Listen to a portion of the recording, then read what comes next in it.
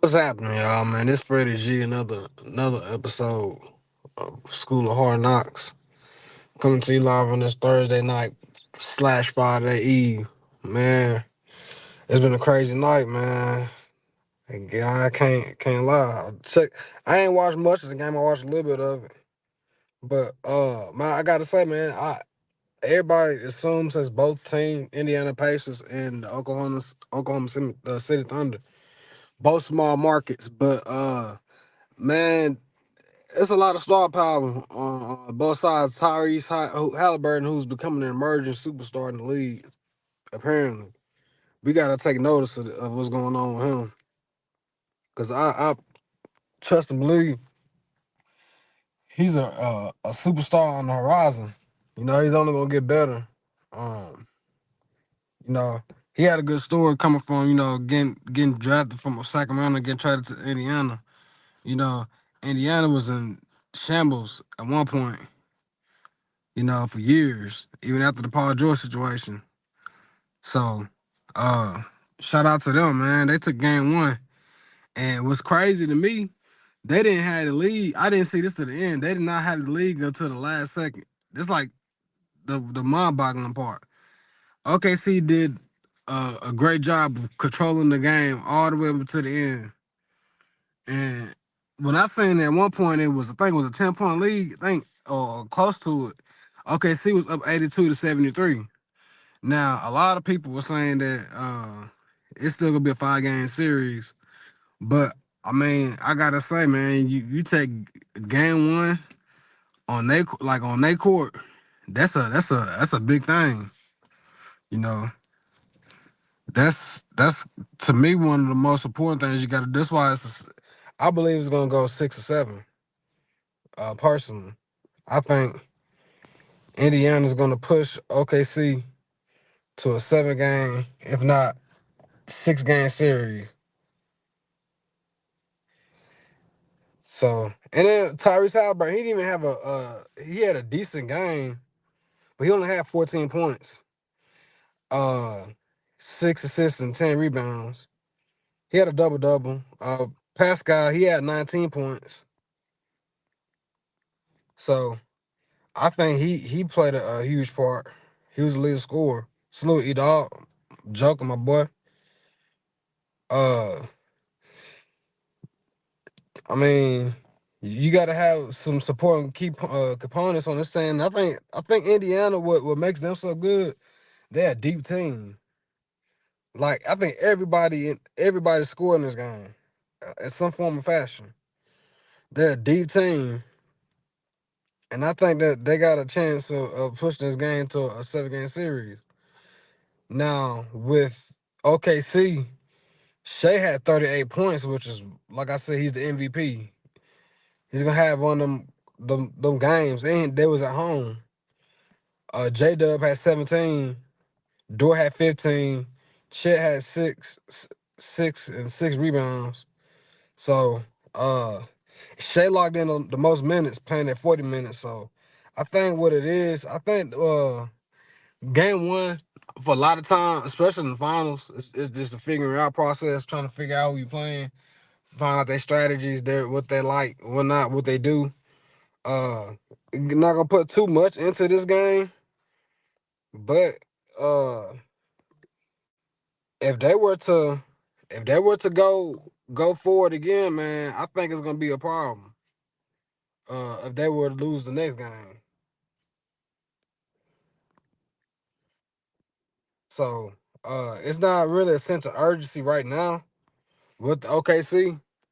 I believe that the next game, I think might OKC might take game 2. They might end up taking one in Indiana. But what they don't want to do is they lose 2 in OKC and gotta go to Indiana. They don't want to do that because most of the time, once the team go down 0-2 and going to the next to the opponent's court, it's gonna be difficult. And we done seen that a couple times this postseason with several teams. So it's gonna be interesting to see game 2. Um I'm actually looking forward to it. I might end up watching the whole game now. I got to go back and watch some highlights. Didn't watch much of it, but yeah, I like I said, man, everybody underestimate Indiana. Like they're just a pushover, man. Nah, they've been a decent team the last year or two. You gotta give them credit. Gotta give them their respect. You know, they came out the East. Um, Going forward, we're gonna talk about what happened in New York earlier this week. So last week,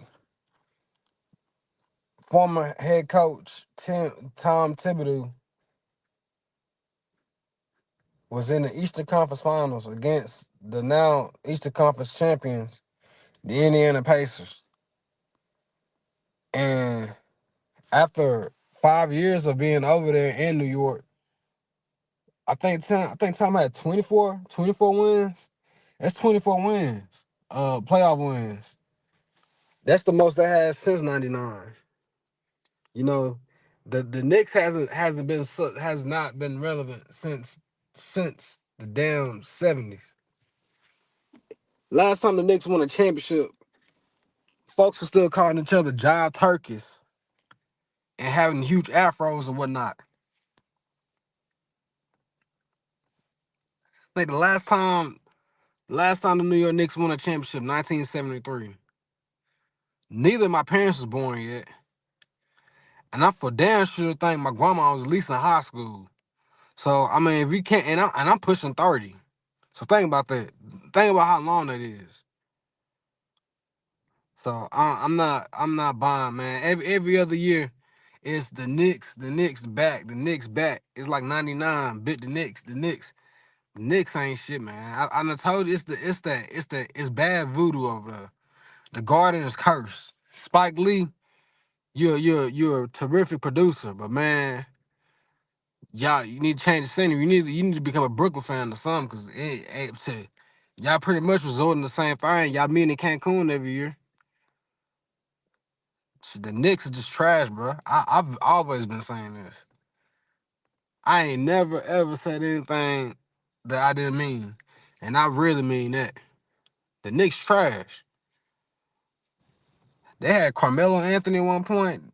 They had Derrick Rose. I had all these superstars, and it's still 50 plus years. They still ain't won a championship. That's crazy. That's crazy to me. While you got these other teams that like Denver, OKC or Indiana.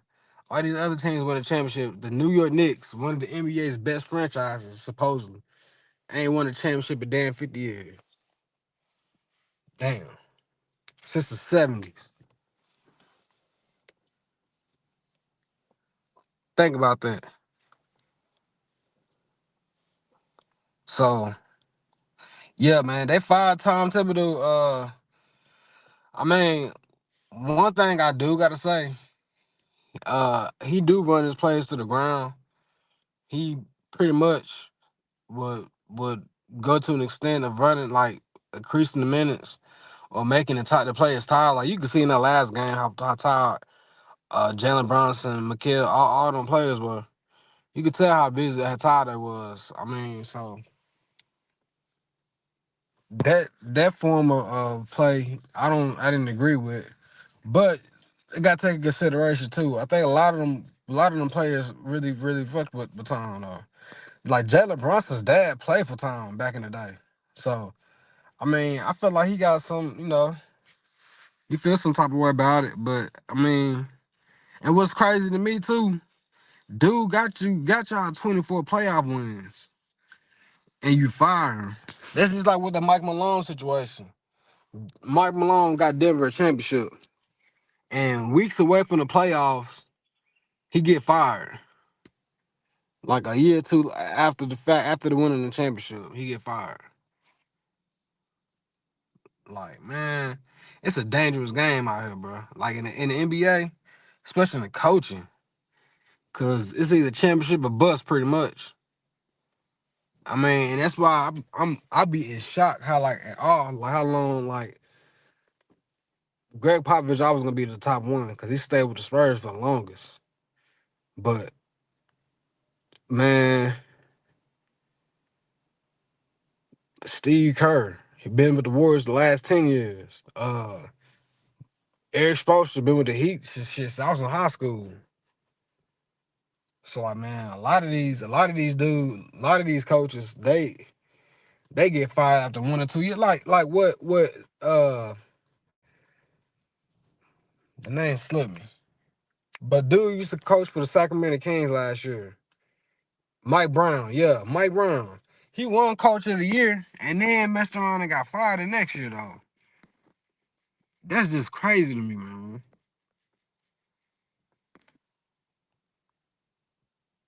I uh, I think it should be a change though. I really do. I trust that it should be a change, and at some point we gotta take the league. Like Adam Silver, he gotta look at the situation. Coaches getting fired for the players not performing right. The players are the ones that's underperforming. So why should the coaches get fired? That's the real question that we're not addressing, that we should be addressing.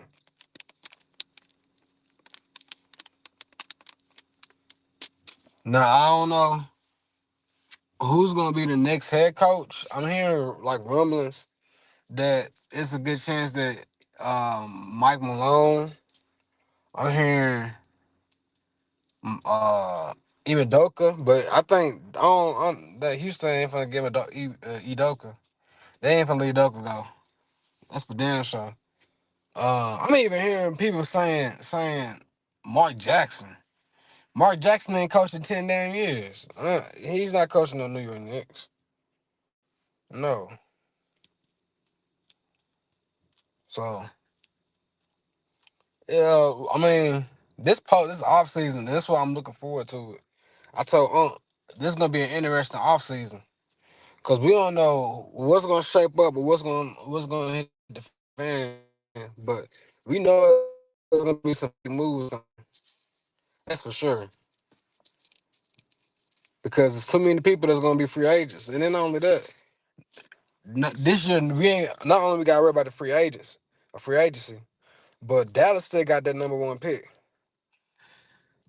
and I think all odds are gonna be on Dallas this year or this postseason because they got the option to either trade that pick, they got the option to trade that pick, or they could grow and develop Cooper Flag, who was my Duke favorite in this past season. So it's and if I was Dallas in that situation, I got Kyrie, I got Klay Thompson, I got Anthony Davis. If you trade for that draft pick, ain't telling who you could get.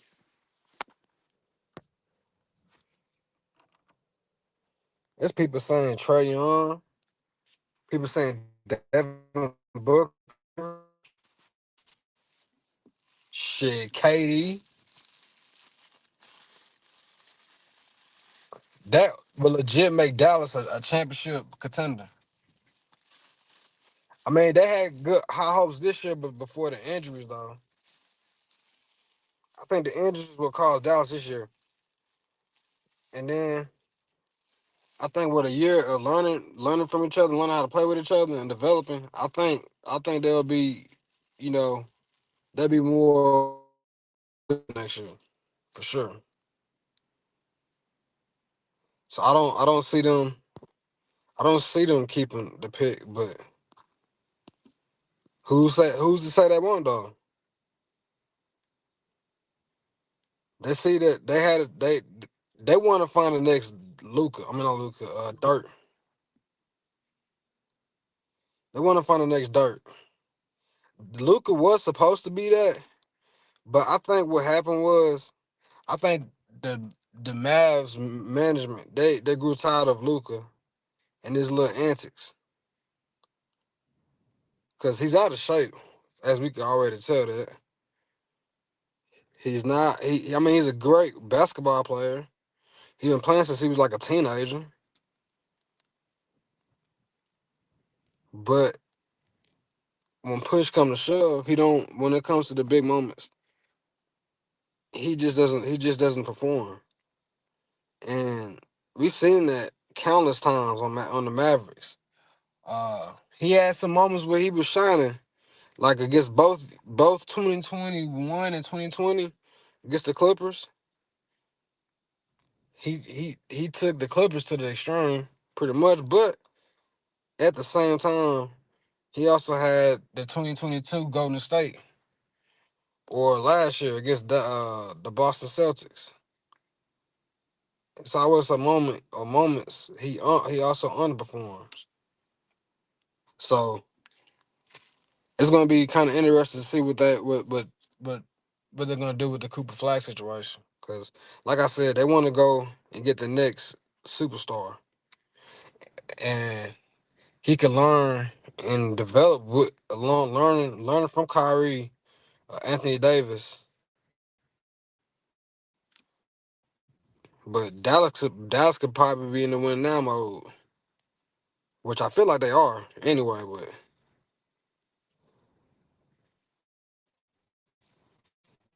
I think the important this postseason for other teams is depth. With depth. A lot of teams that got eliminated in the playoffs this year. What the problem was the depth.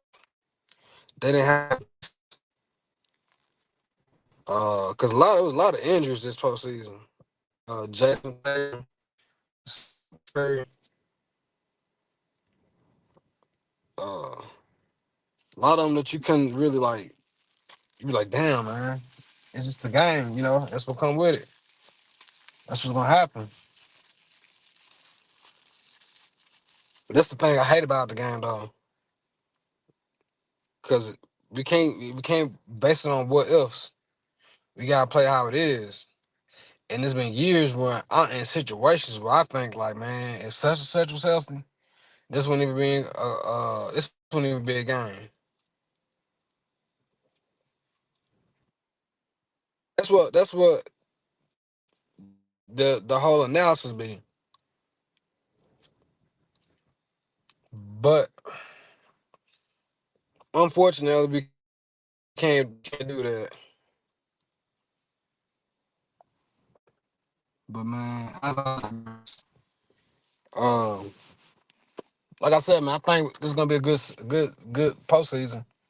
I want to see some major blockbuster trades, but I don't want to see no. I don't want to see like no super team kind of. Cause like KG said, man, I think we done with the super team shits.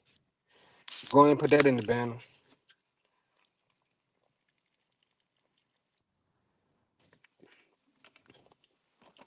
and let's enjoy this game of basketball. Where everything's purity, and just great games.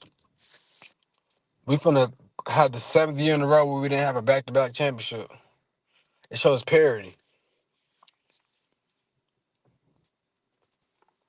That's what the league's been missing. But we got people that be complaining about, even like with the Golden State going against the Cavaliers 4 years in a row. They was complaining about, oh, we need to see new teams, yada yada yada. Now that we got teams like Indiana going against the Pacers, now they're making a problem again. Like, which one is it? You can't have your cake and your ice cream too.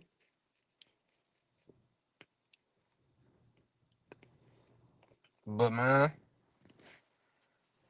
it's gonna have to get better before it's gonna get worse before it get better. So, and I think we're at the worst right now. So, but you got we just gotta push through it. But next topic, man. Tonight, probably right now, matter of fact, because it's 11:30 my time. Lil Wayne is dropping his sixth edition Carter, the Carter Six, and I'm gonna give it a listen for sure. Probably after this stream, I'm gonna go ahead and listen to it, hear it out, see how it's hitting.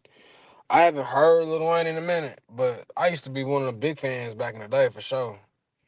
Uh, Wayne, he really top three. If I want to say top top five, cause I used to have I used to have Biggie ahead of Wayne, but growing up, as I got older, I mean shit, I'm older than Biggie than when he was when he died. So I ain't really like he died the year I was born. So he wasn't really here long enough to make a lot of music. But from the music that he had, it was already considered him one of the greatest, which is crazy. I think it's still mind-boggling. You know, almost 30 years later, he's considered one of the best. Um, but on this album that's coming out, I think was needed because we haven't heard from Wayne in a minute, and this album might it. I'm just hoping it don't be one of those, not a bust, but it could be better albums. I hope it's not one of those.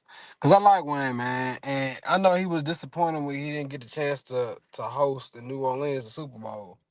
That really hurt him. So I'm hoping this album be the album of the year, hands down. Cause we know Drake his mentee, you know, he's dropping the album this summer. So Young Money finna be up though, you know, he finna be back up. Young Money, but. Man, like I said, I don't know how many tracks. I hope it's a lot of tracks too, because we need some songs for the summer. That's how I'm looking at it. Uh, Probably gonna be a lot of features on there, but then again, might not. It's been a weird 2 years of music. It's just that Drake and Kendrick shit.